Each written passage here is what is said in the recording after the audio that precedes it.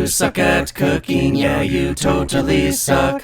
Alright, French toast. Super easy. Take some bread slices and then throw them around the apartment to assert dominance and to let them dry out so that the bread will soak up more of the egg mixture without falling apart.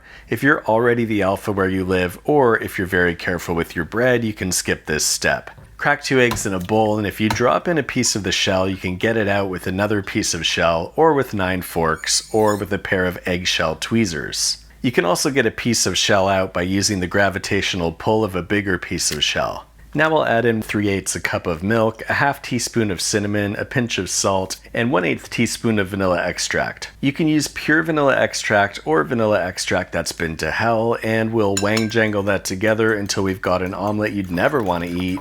Notice I'm not putting in heaping tablespoons of sugar because you're going to be drowning this in sugar later, so can't you wait a few minutes? I think you can. You're tough. Now we can collect our bread and organize it. And since bread is made in a factory, you want to inspect the crust for any debris that might have gotten stuck in there, and just remove anything that doesn't seem edible. You can use a thick bread or you can use a thin bread. Whatever bread you use, just make sure it's white enough to scare you. Boo. And if your bread comes with one of these doohickeys, you should snap it in half, fling it, then twist and tuck the bag, which will keep it fresher since air can't fly in a spiral. And finally, if you bought crustless bread, you can always attach crusts with the power of gravity.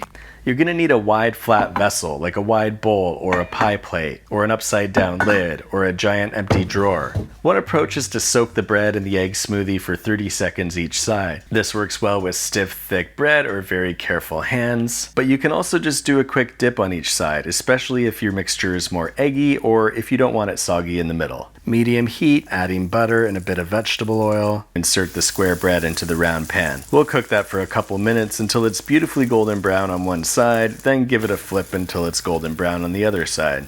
Now I'm just going to pour on some maple syrup, but you can use any syrup you want. Don't let anyone syrup shame you if you prefer corn syrup or honey, molasses, fern syrup, or axle grease. Also remember, the syrup isn't there just to taste good.